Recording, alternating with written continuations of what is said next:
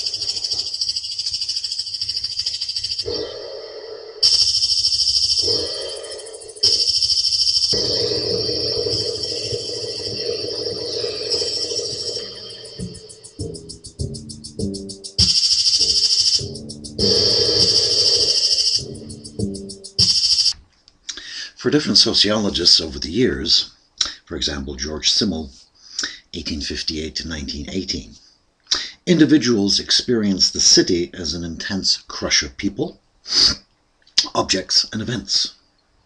To prevent being overwhelmed by all this stimulation of urban living, people develop a blasé attitude, tuning out much of what goes on around them. Remember, he said this in the early 1900s. He died in 1918. Simmel saw the city, or the attitude of the people, this blasé attitude, as a simple strategy for social survival, by which people devote their time and energy to what really matters to them. This is the beginning of the introspective, selfish form of individualism that I think has taken over, or what the humanists described in the 1950s as the alienation of man. In that same time period, 1950, we have Robert Park and Lewis Worth suggesting that the city is an organized mosaic of distinctive ethnic communities, commercial centers, and industrial districts.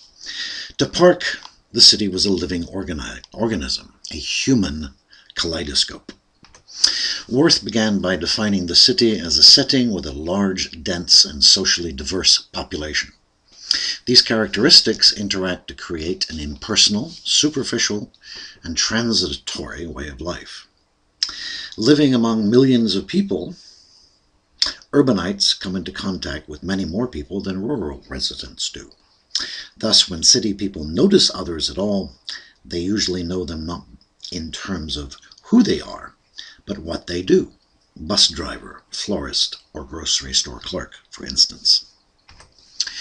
What is being promulgated here is that self-interest rather than friendship is the main reason for the interaction. City dwellers therefore become more tolerant than rural villagers. Rural communities often jealously enforce other narrow traditions.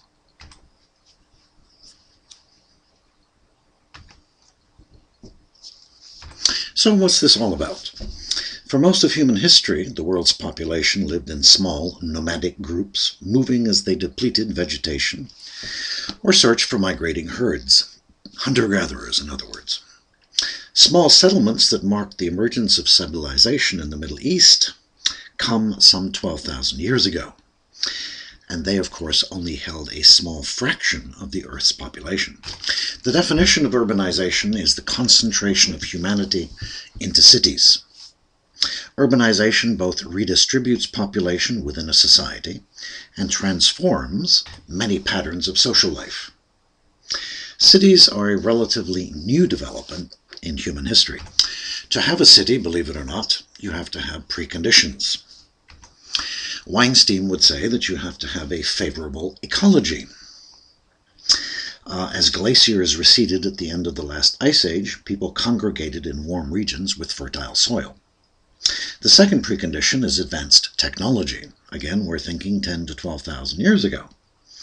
At about the same time humans discovered how to domesticate animals and cultivate crops, they also discovered how to mold metal.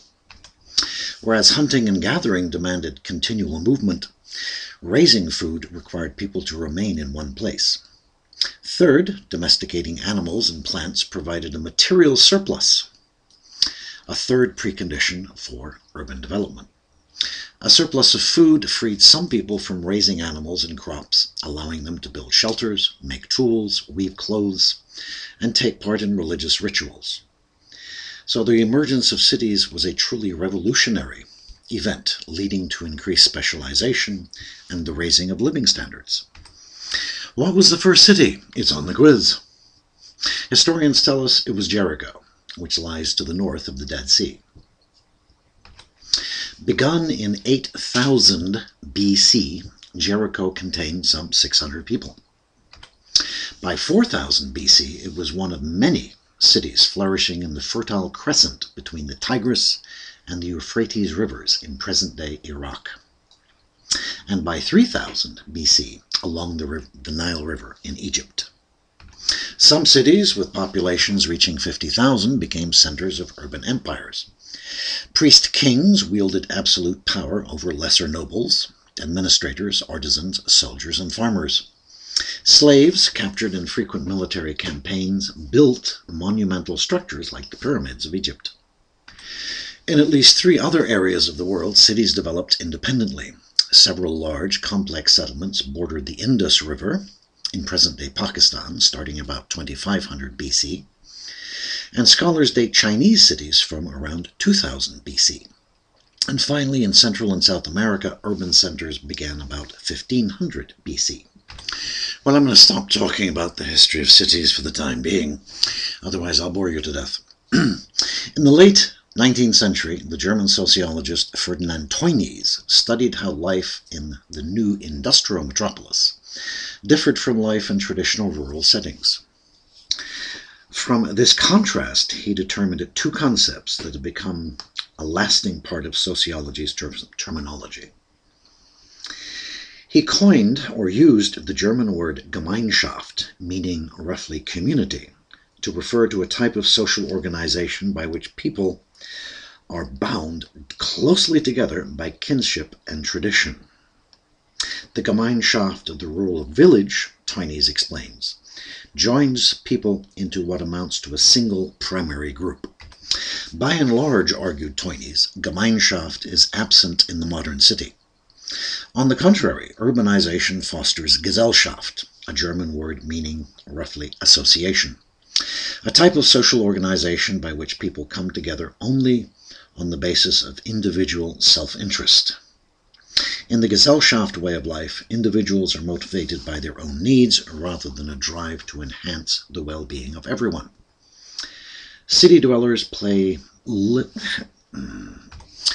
I believe I've repeated that concept a number of times now, and I think we're still dealing with it. I know for a fact that as our technology has made us and made our urban areas the same throughout the country, and some people would argue even the world, that is, you can go to any city, any large town, and in the suburbs you'll see the same restaurants, the same strip malls. And by virtue of television and cable, we all see the same shows, learn the same colloquialism, and in many respects share the same views. Some sociologists take an ecological approach to the city and see it as a natural organism with particular districts and neighborhoods developing according to some internal logic. Political economists, of course, disagree. They claim that city life is defined mostly by people with power, corporate leaders and political officials, that is, capitalism, which transforms the city into real estate that is to be traded for profit and concentrates wealth in the hands of the few, is the key to understanding city life. Recent studies, of course, have shown that larger cities drive growing wage gaps between the rich and the poor. But we will move on to that perhaps a little bit later. So, how do we sum up this chapter? According to Weinstein, in the struggle for survival, the fittest populations usually were those with the largest and best organized city-states. In this respect, complexity appears to be an adaptive consequence and seems to support evolutionary theories. Philosophy, after all, was the product of cosmopolitan urban life and a democratic revolution, a la the Greeks. From Athens on, face-to-face associations and huge assemblies, or poli, meaning everybody, were the basis of community decision-making. Equal participation of citizens, dumb or smart, produced a lowest common denominator effect. Democratic government was born, therefore the result of compromise that included accommodation to inferior principles. This is what he says, and in reality it makes sense if you look at the squabbles in our current Congress. Anywho, on to Chapter 10.